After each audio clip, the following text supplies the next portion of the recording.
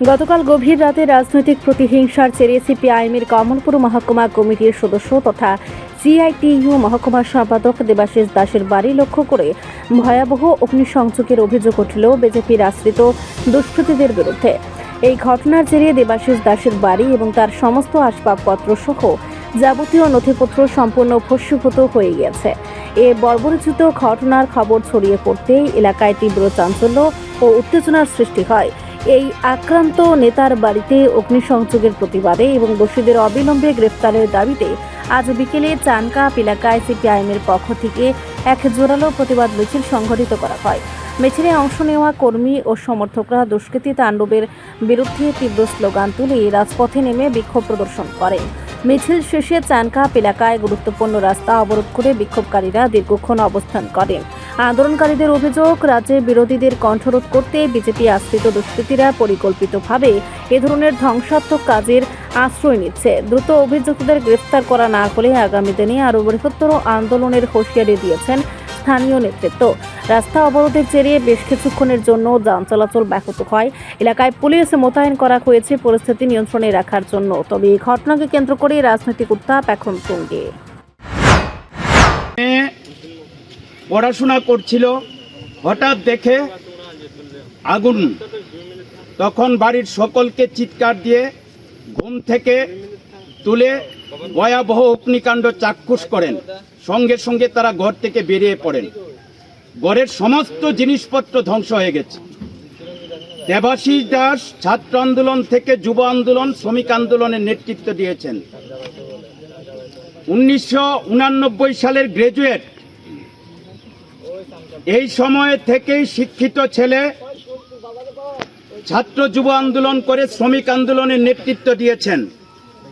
তার অপরাধ একটাই, সে বামপন্থী আন্দোলনের সামনের সারির সৈনিক।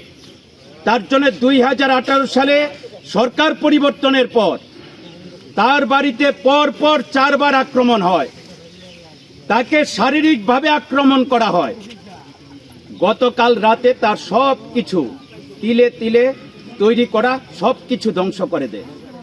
দেবাশিস দাসের ইনকাম সোর্স এখন, বাবা শিক্ষক ছিলেন, বাবা প্রয়াত হয়েছেন। মা সেই বাবার পেনশন পান, সেই পেনশনে পরিবার চলে। মারু চিকিৎসার খরচ বেড়েছে, অর্থনৈতিক সংকটে নিমজ্জিত। এই অবস্থায় ঘর পুড়ে সব কিছু ধ্বংস করে দেবাশিস দাসকে নিঃস্ব করে দিয়েছে। আজকে সকালবেলা থেকে নানা অংশের মানুষ দেবাশিস দাসের ভয়াবহ অগ্নিকাণ্ডের ঘটনা চাক্ষুষ করেন। দলমত নির্বিশেষে সমস্ত অংশের মানুষ ধিক্কার জানিয়েছেন, নিন্দা জানিয়েছেন যে কোন ধরনের রাজনীতি। এই ঘৃণ্য রাজনীতির বিরুদ্ধে সমস্ত মানুষ সোচ্চার হন, ঐক্যবদ্ধ হন। দেবাশিস দাসের তো কোনো অপরাধ নেই, অপরাধ একটাই, সে লাল ঝান্ডার সৈনিক। অপরাধ একটাই, শ্রমজীবী মানুষের স্বার্থে কথা বলেন, শান্তি সম্প্রীতির স্বার্থে কথা বলেন, দুর্নীতির বিরুদ্ধে কথা বলেন।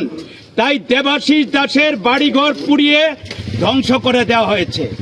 আমরা এই এলাকার সমস্ত শান্তিকামী, প্রগতিশীল, শুভবুদ্ধি সম্পন্ন মানুষের কাছে বিনম্র আবেদন জানাই, আসুন এই রাজনৈতিক দুর্বৃত্তাপনার বিরুদ্ধে রুখে দাঁড়ান। এই সরকারের আমলে গণতন্ত্র রক্তাক্ত, গণতন্ত্র বিপন্ন, গণতন্ত্র পুনরুদ্ধারের সংগ্রামে সবাই ঐক্যবদ্ধ হন। এই আহ্বান সকলের কাছে রাখছি। সবাই ঐক্যবদ্ধভাবে প্রতিবাদ প্রতিরোধে সামিল হবেন।